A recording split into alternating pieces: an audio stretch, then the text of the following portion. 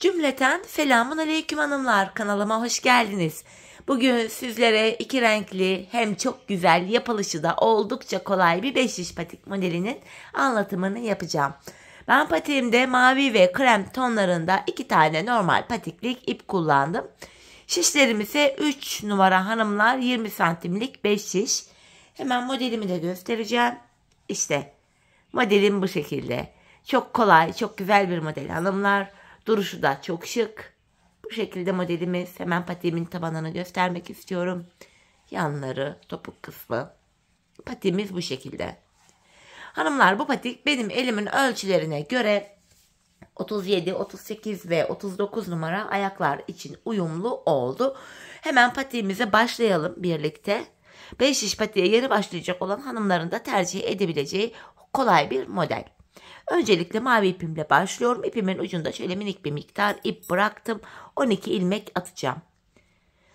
Hanımlar, ben bu başlama tekniğini bütün 5 diş patik videolarımda baştan sona gösterdim. Şimdi sil baştan yeniden anlatıyorum. Sebebi şu: bu videoya ilk defa denk gelecek olan hanımların da kafaları karışmasın diye.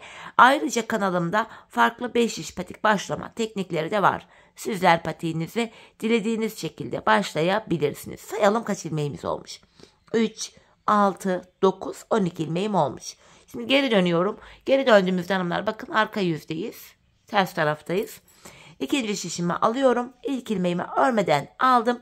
Arka yüzde ilmeklerimin hepsini ters olarak örüyorum.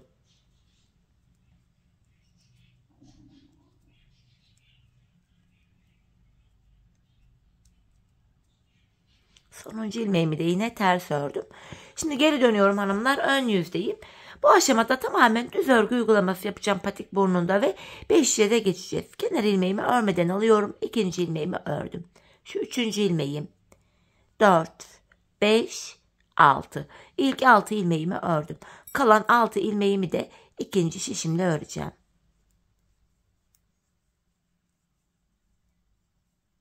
On 12 ilmeğimi 6'şar 6'şar iki şişime paylaştırdım.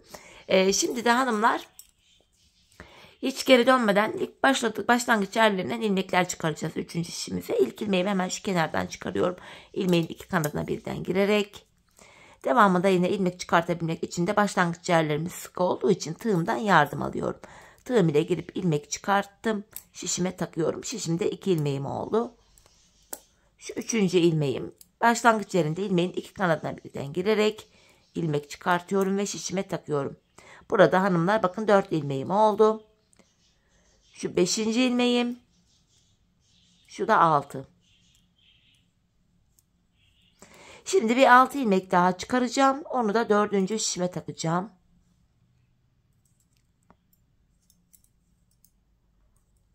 Şu 2. ilmeğim oldu 4. şişimde.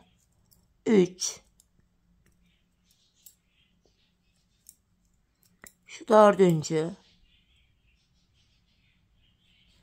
Şu 5. ve hemen şu kenara da giriyorum. Bir ilmek de buradan çıkartıyorum. 6.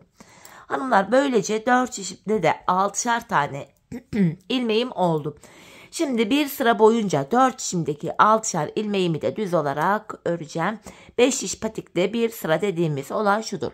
4 şişimizdeki ilmeklerimizi de örüp tamamlayınca bir sıra örmüş oluyoruz. İkinci şişime geldim. Yine buradaki 6 ilmeğimi de örüyorum.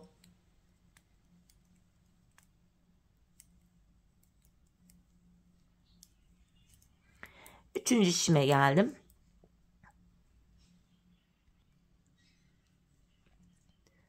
Buradaki 6 ilmeğimi de düz olarak örüyorum. Dördüncü ve sonuncu şişime geldim. Buradaki 6 ilmeğimi de yine düz öreceğim. Böylece hanımlar bir sıra örmüş oluyoruz. 4 şişimizde örünce.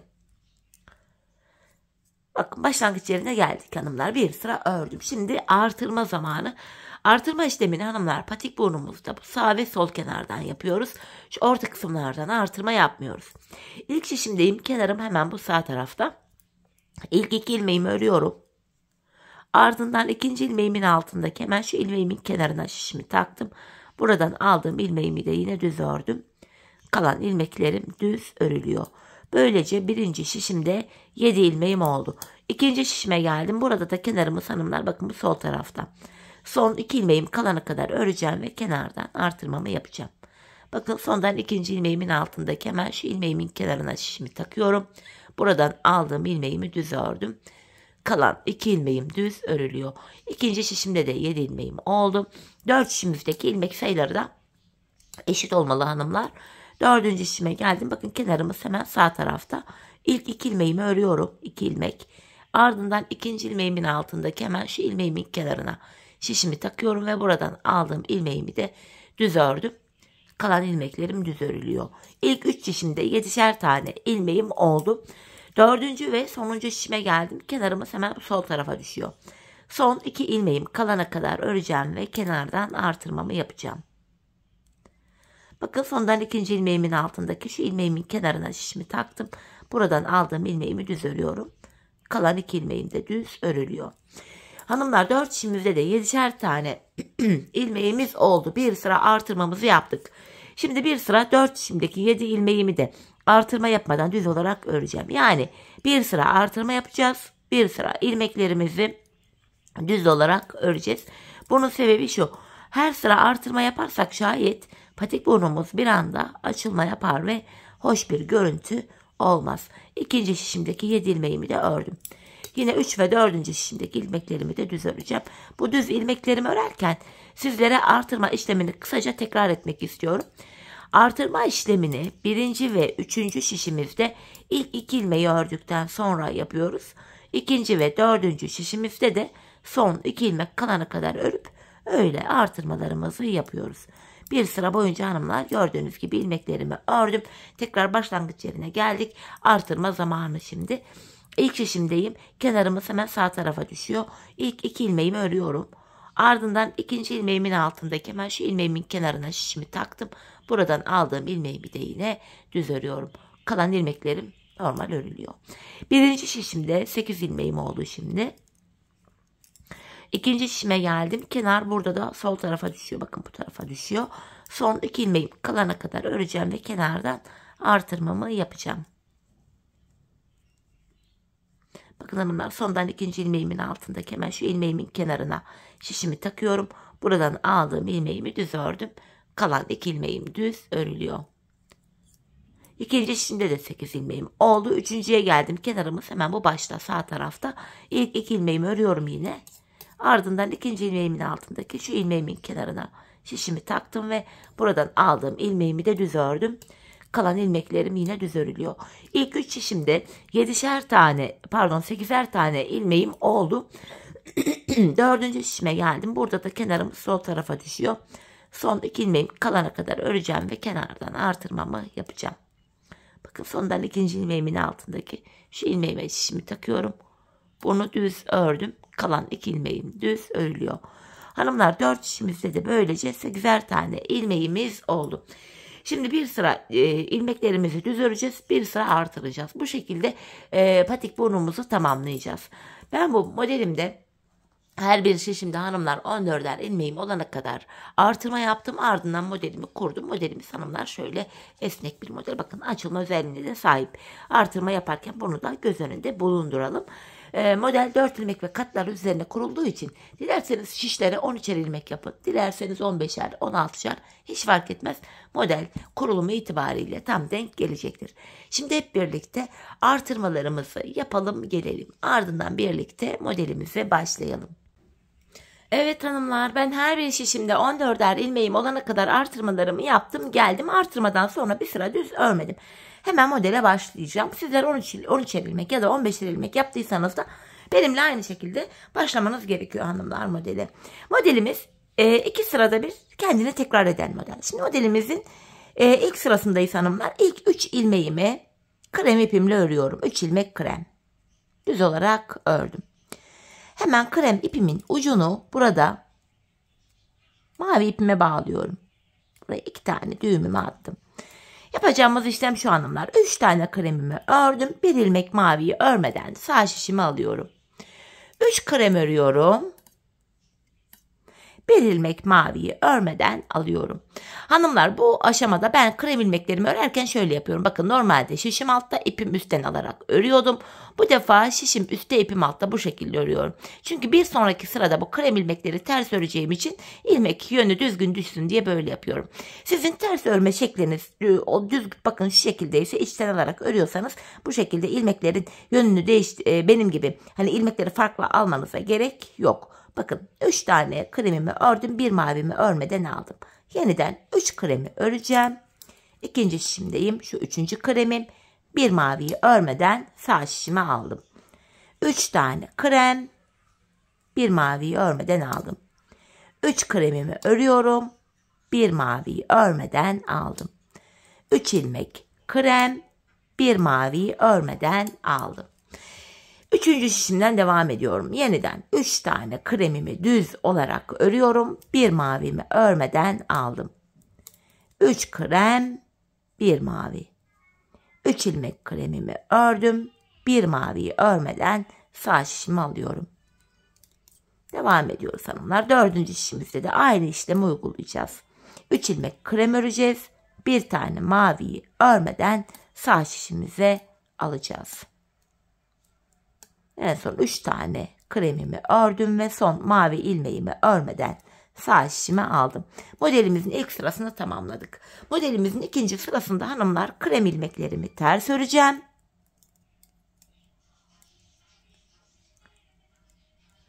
Bakın, ilmekleri ilk sırada dediğim gibi alınca arka yüzde ters ilmeklerin yönü düzgün düştü. Daha rahat örebildim. Sebebi buydu. 3 tane kremimi ters ördüm. Mavimi yine örmeden sağ şişime alıyorum. Sadece bu sıramızda krem ilmeklerimizi ters örüyoruz. Mavileri örmeden sağ şişimize alıyoruz hanımlar. Şeklimiz bu. Tekrardan buradaki 3 kremimi ters örüyorum. Bir mavimi örmeden sağ şişime alıyorum. Yeniden kremlerimi ters örüyorum. İkinci şişimden devam ediyorum. Mavi ilmeğimi örmeden sağ şişime alıyorum. Modelimiz 2 sıradan oluşuyor. İkinci sıramız böyle.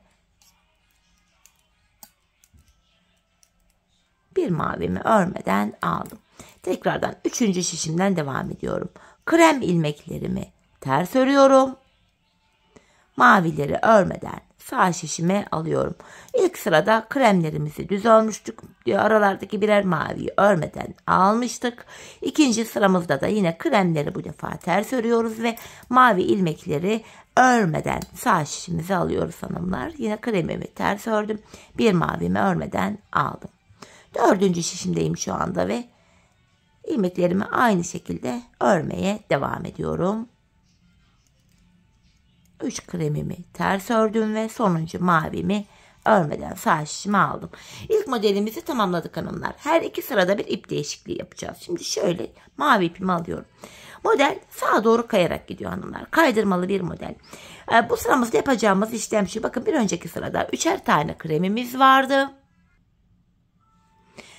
Bu sıramızda da bu 3 tane kremin ilkini örmeden, bakın 3 kremin ilkini, birinci ilmeğini örmeden alıyoruz hanımlar.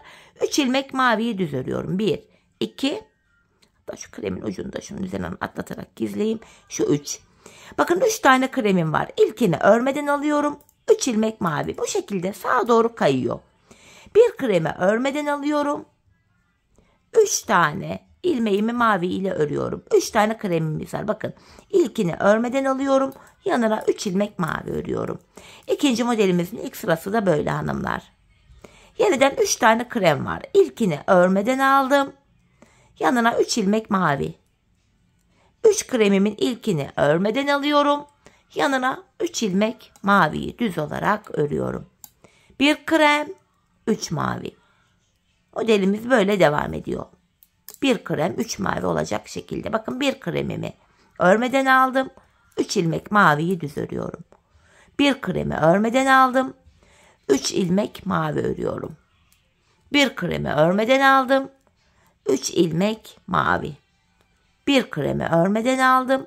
3 ilmek mavi. 4. şişimdeyim, şu ikinci mavim. Şu 3. Bir kremi örmeden alıyorum. 3 tane mavi örüyorum. Bir kremi örmeden alıyorum. 3 ilmek mavi. Bir kremi örmeden aldım. Son 3 ilmeğimi mavi ile örüyorum. İkinci modelimin ilk sırasını tamamladık. Şimdi ikinci modelimin ikinci sırasındayım hanımlar. Bu aşamada yine bakın kremleri örmeden alacağım. Bu defa mavi ilmeklerimi ters öreceğim. İlk sırada düz ördüğümüz ilmeklerimizi ikinci sıramızda ters örüyoruz. Bakın mavilerimi ters örüyorum. Şeklimiz bu. Krem ilmeğimi örmeden sağ şişimi alıyorum. Mavi ilmeklerimi ters örüyorum. Krem ilmeğimi örmeden sağ şişime aldım. Mavilerim ters. İkinci şişimden devam edeceğim. Şu ikinci mavi ilmeğim. Şu da 3. Bir kremi örmeden sağ şişime alıyorum. 3 mavi. Bir krem. 3 mavi. Bir krem. 3 mavi. Bir kremi örmeden aldım. Üçüncü şişimden yine devam ediyorum. Tekrardan 3 ilmek maviyi ters ördüm. Bir kremi örmeden aldım. İlk sırada düz ördüğümüz ilmeklerimizi ikinci sırada ters örüyoruz. Örmeden aldığımız aralardaki birer ilmeği yine örmeden alıyoruz hanımlar. Dördüncü şişimdeyim. Yine mavilerimi ters örüyorum. Kremimi örmeden aldım. 3 mavimi ters örüyorum. Kremimi örmeden sağ şişime aldım. 3 mavimi ters örüyorum. Kremimi örmeden sağ şişime aldım. 3 mavimi ters ördüm. İkinci modelimizi de tamamladık. 2 sıradan oluşan modelimizi. Şimdi ip değişikliği yapıyorum. Kremimi aldım. Bu aşamada hanımlar yine bir önceki sırada 3 tane mavimiz vardı. Bunun ilkini örmeden alacağız. Diğer ilmekleri krem ile öreceğiz. Bakın ilk ilmeğim krem, bunu örüyorum. 3 tane mavim var. Bu ilkini örmeden aldım. Model böyle devam ediyor. Yanına 3 tane krem. Bakın buradaki üçlü mavinin ilkini örmeden alıyorum sağ şişime. 3 tane krem örüyorum. Üçlü mavim var. İlkini örmeden sağ şişime alıyorum. Bu şekilde hanımlar, görüntümüz böyle. Ördükçe zaten model kendini gösteriyor. Kaydırmalı bir model, sağa doğru kayacak bu şekilde. Tekrar 3 tane kremimi örüyorum. Bir mavimi örmeden aldım. İkinci şişimde de yine aynı işlemi yapacağım. 3 kremi düz örüyorum. Bir maviyi örmeden aldım. 3 kremi ördüm. Bir maviyi örmeden aldım. 3 kremi ördüm. Bir maviyi örmeden alıyorum. Yeniden 3 krem. 3. şişimden devam ediyorum. Bakın 3 tane mavim var. İlkini örmeden sağ şişime alıyorum. 3 krem. Bir mavi. 3 krem. Bir mavi. 3 krem. Bir maviyi örmeden aldım. 4. şişimden devam ediyorum. 3 tane krem. Bir maviyi örmeden aldım. 3 krem. Bir maviyi örmeden alıyorum. 3 krem. Düz örüyorum. Bir maviyi örmeden aldım. Son 2 ilmeğimi de krem ile düz ördüm. Modelimizin ilk sırasını tamamladık. Şimdi modelde ikinci sıradayız. Bu sırada da bir önceki sırada düz ördüğümüz ilmekleri, kremleri ters öreceğiz. Bakın bir kremimi ters örüyorum. Yanındaki mavimi örmeden aldım. Sonrasında 3 kremimi ters örüyorum. Bir maviyi örmeden alıyorum. 3 kremi ters örüyorum. Bir maviyi örmeden sağ şişime alıyorum. 3 tane kremimi ters örüyorum. Bir maviyi örmeden sağ şişime aldım. Yavaş yavaş bakın hanımlar. Şeklimiz de kendini gösteriyor. İkinci şişimdeyim. Yine burada 3 kremim var. 3 tane krem ilmeğim ters. Mavi ilmeğimi örmeden alıyorum. 3 krem, bir mavi. 3 krem, bir mavi. Tekrar 3 tane krem. 3. şişime geçtim. Kremimi ters örüyorum. Mavimi örmeden aldım. Modelimizin ikinci sırasını bu şekilde tamamlıyoruz. 3. modelimizin ikinci sırası. Bakın yine mavimi örmeden aldım. 4. şişime geldim. Burada da yine aynı şekilde ilmeklerimi öreceğim.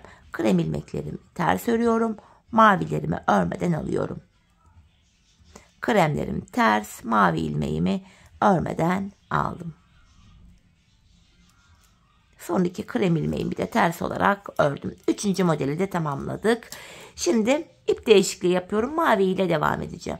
Hanımlar, model kurulumu yine aynı devam ediyor. Bakın hemen sırada 3 tane şuradaki krem ilmeğim. İlkini örmeden alacağım. Diğer ilmekleri mavi ile öreceğim. Bakın önde 2 tane mavi var. Bu iki ilmeğim var. Bu 2 ilmeğimi düz örüyorum. 3 tane krem ilmeğimin ilkini örmeden aldım. Sonrasında 3 mavi 1 krem diye devam edecek. Bakın 3 mavi 1 krem. 3 ilmek mavi, 1 kremi örmeden alıyorum. 3 ilmek mavi. Devam ediyorum. Bir tane kremi örmeden aldım. 3 mavi. Bakın burada 3 tane kremim var. İlkini örmeden alıyorum. 3 mavimi örüyorum. 1 kremi örmeden aldım. Dördüncü şişim, üçüncü şişime geçtim. Burada da devam ediyorum. Şu ikinci mavim, şu 3. İlk kremimi örmeden alıyorum. 3 mavi, 1 kremi örmeden aldım. 3 mavimi düz ördüm, 1 kremi örmeden aldım. 3 mavimi örüyorum. Dördüncü şişimdeyim hanımlar. 1 kremimi örmeden aldım. 3 ilmek mavi, 1 tane krem. 3 mavimi düz ördüm. 1 kremi örmeden aldım. 3 mavimi düz örüyorum. 1 kremi örmeden aldım. Son ilmeğimi de mavi ile düz olarak örüyorum. Evet hanımlar, şimdi geldik modelimizde ikinci sıramıza. Bu sıramızda da yine mavi ilmekleri ters öreceğiz. Maviler ters örülüyor. Bakın krem ilmeklerimizi örmeden alıyoruz. 3 mavimi ters örüyorum. Kremimi örmeden sağ şişime alıyorum. Modelimiz aşırı kolay bir model hanımlar. Bu şekilde. Şekil iyice kendini gösteriyor artık. Ördükçe belli oluyor. İnci gibi çok güzel duruyor modelimiz. Evet, bir kremimi örmeden aldım. İkinci şişimden devam ediyorum bu arada. 3 mavimi ters ördüm. Kremimi örmeden alıyorum. 3 mavimi ters örüyorum. Kremimi örmeden alıyorum. 3 mavimi ters örüyorum. Kremimi örmeden aldım. 3 mavimi ters örüyorum. Üçüncü şişime geldim. Yine ilk 2 mavi ilmeğim ters oluyor burada da. Kremimi aldım. 3 tane mavimi ters ördüm. 4 şişimizde de aynı işlemi tekrar ediyoruz. Devam ediyorum. Dördüncü ve sonuncu şişime geldim. Yine ilk kremimi örmeden aldım. 3 mavimi ters ördüm.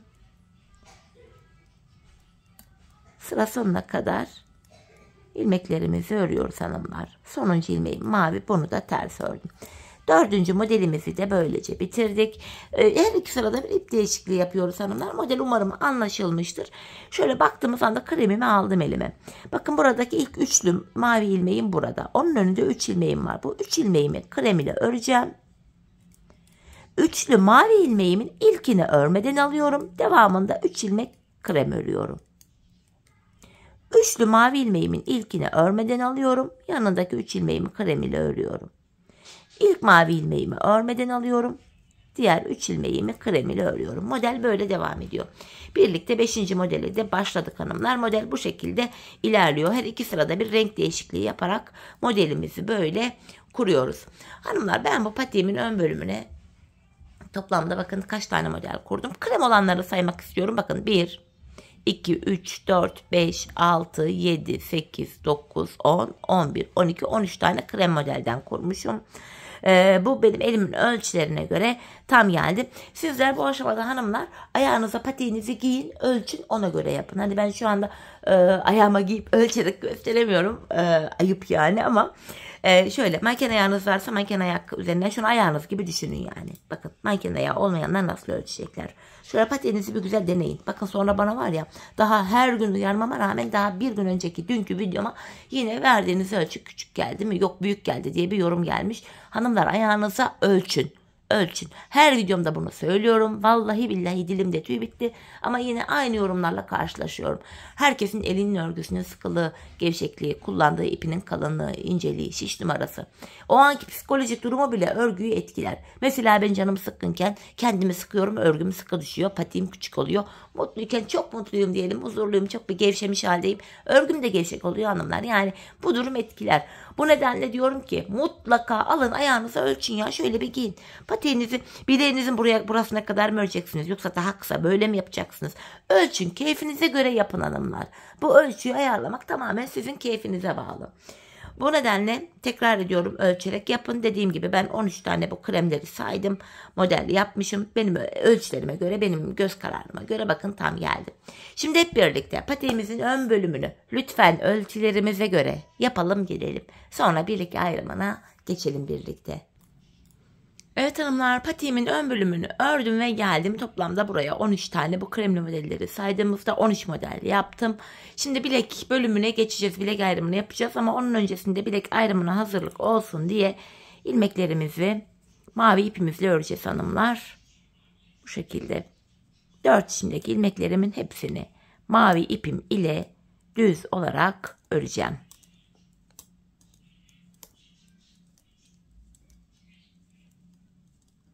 Birinci şişimizi ördük. İkinci şişimize geçtim. Yine buradaki 14 ilmeğimi de düz olarak örmeye devam ediyorum. Hepsini örüyorum hanımlar. Krem ilmekler, mavi ilmekler hepsini.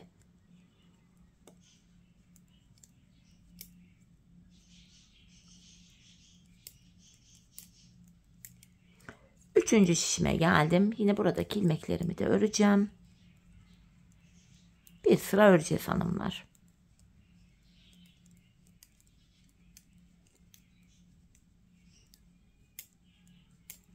Dördüncü şişime geldim.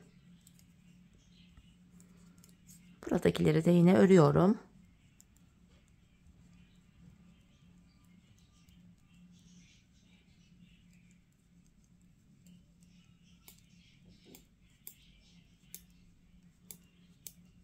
Hanımlar, buradaki krem ipimi de artık keseceğim, bağlayacağım. Çünkü patiğimizin devamında krem ipimi kullanmayacağım. Mavi ipim ile devam edeceğim patiğime. Şöyle.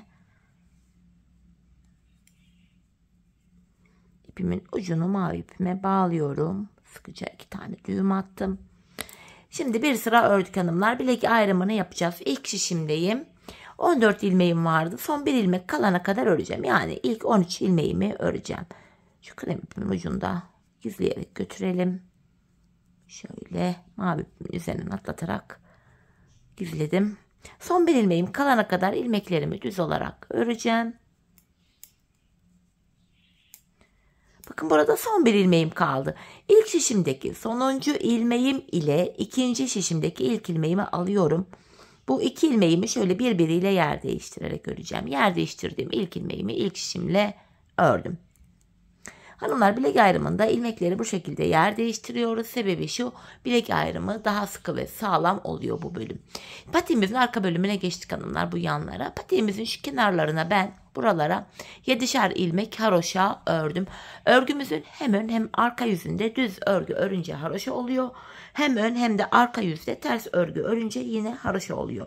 Ben örgümün her iki tarafında da düz örgü örerek haroşalarımı elde ediyorum. Şimdi kenardaki ilk 7 ilmeğimi haroşa düz olarak örüyorum. 4 oldu. 5, 6 ve 7. 7 haroşamı ördüm. Diğer ilmeklerimi de ön yüzde olduğum için düz öreceğim. Patiğimizin artık arka bölümüne geçmiş bulunmaktayız. Bu arkalarda ön yüzde düz örgü, arka yüzde de ters örgü uygulaması yapacağız hanımlar. Bilek ayrımına kadar gideceğiz. Sonra geri döneceğiz. Arka yüzde ilmekleri ters olarak öreceğiz.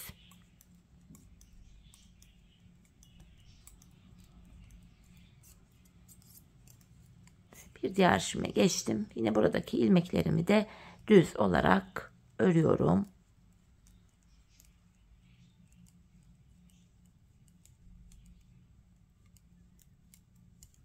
Dördüncü şişime geldim. Son şişime. Buradakileri de düz örmeye devam ediyorum.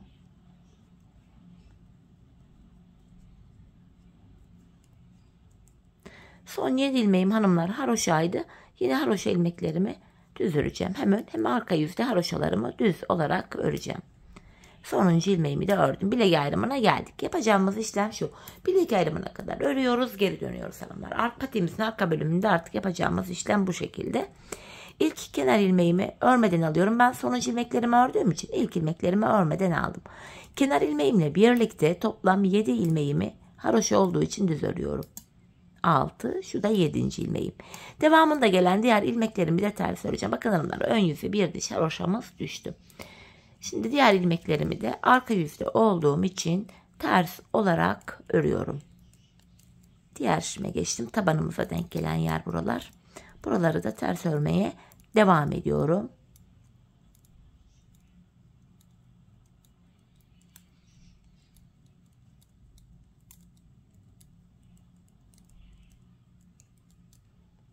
Diğer işime geçtim. Yine burada da ilmeklerimi ters örmeye devam ediyorum.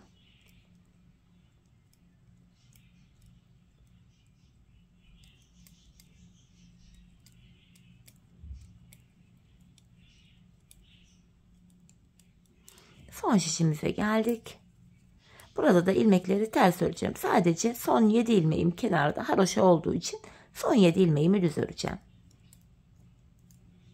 Bakın burada son 7 ilmeğim kaldı. Bunlar haroşa olduğu için düz örüyorum. Hem ön hem arka yüzde düz örgü örerek haroşalarımı elde ediyorum hanımlar.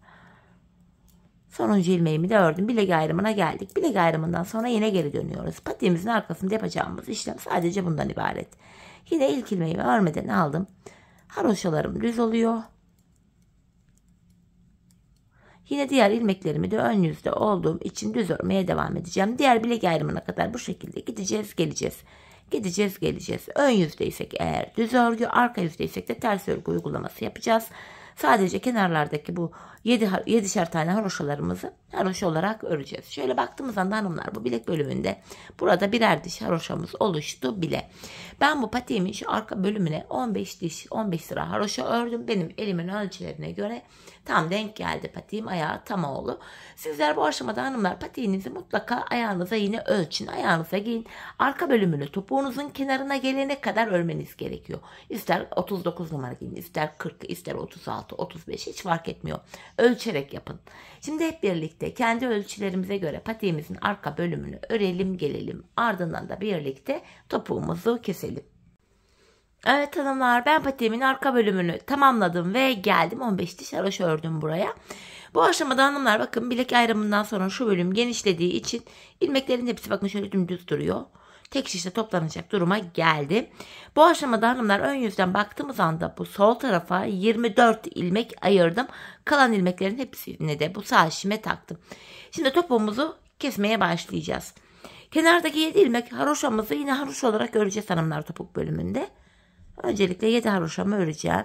3, 4, 5, 6, 7. Ardından ön yüzdeyim. İlmeklerimi düz olarak ve sayarak örmeye devam edeceğim. 7 haroşamı örmüştüm. 8, 9, 10, 11, 12, 13, 14, 15, 16, 17, 18, 19, 20. 21, 22, 23.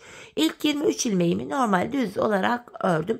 24. ilmeğimi örerken şu öndeki 2 ilmeği alıyorum. İkisini birlikte keserek örüyorum. 23 ilmek ördüm. 24. de kesimimi yaptım. Zaten bu sol tarafa da 24 ilmek ayırmıştık. Topuğumuz için şu orta kısma baktığımızda burada da 7 ilmeğimiz kaldı. Bu 7 ilmek her seferinde birer birer kesilerek eksilecek, bitecek ve böylece patiğimizin topuğu oluşacak. Şimdi yapacağımız işlem şu. Kesimimizi yaptıktan sonra geri döneceğiz. Şu an arka yüzdeyiz hanımlar. Kesim yaptım. İlk ilmeğimi örmeden aldım. Arka yüzde olduğum için diğer ilmeklerimi ters olarak örüyorum. Sadece kenardaki son 7 ilmeğim haroşa olduğu için son 7 ilmeğimi düz öreceğim.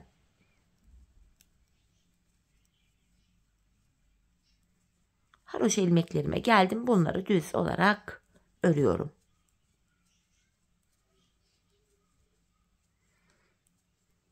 Tekrar geri dönüyoruz hanımlar. Ön yüzdeyiz. Bir önceki sırada yaptığımız işlemin aynısını yapacağız. Yani İlk 23 ilmeğimizi öreceğiz. 24.'yü örerken kesimimizi yapacağız. 7 haroşamı ördüm. Sayarak gidiyorum. 8, 9, 10, 11, 12, 13, 14, 15, 16, 17, 18, 19, 20, 21, 22, 23 ve öndeki 24. ilmeğime geldim. Öndeki 2 ilmeği alıyorum. 24. ilmeğimi örerken öndeki ikisini kesiyorum. İkinci kesimimizi yaptık. Bu aşamada hanımlar şöyle baktığımız anda bir önceki sırada burada 7 ilmeğimiz vardı. Şimdi bir ilmek eksildi. Burada 6 ilmeğimiz kaldı. Kesim yaptık. Şimdi yapacağımız işlem şu. Geri döneceğiz. Arka yüzde ilmekleri ters öreceğiz. Ön yüzde tekrardan ilk 23 ilmeği öreceğiz. 24. örerken kesimimizi yapacağız. Biz bu kesme işlemine şu arada kalan 6 ilmeğimiz birer birer eksilip bitene kadar devam edeceğiz hanımlar. Böylece patiğimizin topuğu olacak. Şimdi hep birlikte bu aradaki 6 ilmeğimiz bitene kadar patiğimizin topuğunu sizlere tarif ettiğim gibi örelim ve gelelim. Evet hanımlar, patiğimin topuğunu kestim. Geldim ilk başta sol tarafa 24 ilmek ayırmıştım. Kesimlerden sonra sol şişinde de 24 ilmeğim kaldı. Yani her iki şişimizdeki ilmek sayıları da birbirine eşit. Bu aşamada patiğimin düz tarafı içeride, ters tarafı da dışarıda olacak şekilde ikiye katlıyorum. Ben tığ ile kolay kesim yapabildiğim için hanımlar tığımı elime aldım. İlk kesimim şöyle. Benden taraftaki şişten bir ilmek, ikinci şişten de bir ilmek alıyorum. 2 ilmeğimi tığım ile topladım. Diğer kesimlerimi de şöyle yapacağım. Benden taraftaki şişten bir ilmek, ikinciden de bir ilmek aldım. İkinci ilmeği ilkinin içinden geçiriyorum. Tığımdaki 2 ilmeği topluyorum. Benden taraftaki şişten bir ilmek, ikinciden de bir ilmek alıyorum. İkinci ilmeğimi ilk ilmeğin içinden geçirip tığımdaki 2 ilmeği topluyorum. Karşılıklı olarak şişlerimizden birer tane ilmek alıyoruz ve İkinci şişten aldığımız ilmeği ilk şişten aldığımız ilmeğin içinden geçiriyoruz hanımlar. Tığımızdaki ilmeklerimizi topluyoruz. Kesme işlemini bu şekilde gerçekleştiriyoruz. Her iki patiğimizin kesim yönü de aynı tarafta oluyor. Yani sağ taraftaki patiğin kesimi sağda, sol taraftaki solda gibi bir ayrım yapmıyorum. Zaten gizli kesim olduğu için hani kesim yeri öyle belli bile olmuyor.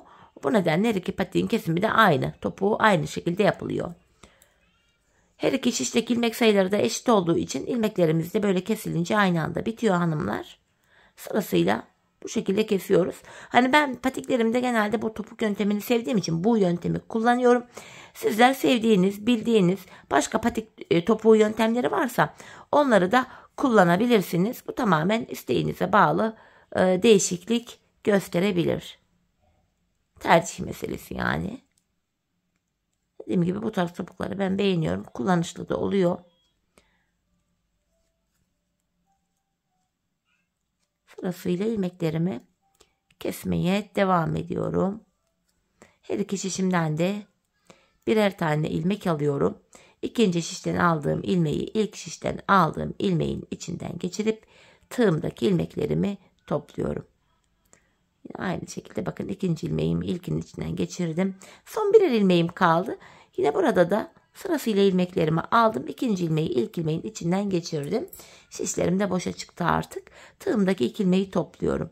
Ardından buraya 2 tane sıkı bir zincir çekip ipimi kesiyorum. Hemen ipimizi gizleyelim hanımlar. Sonra topuğumuza bakalım birlikte.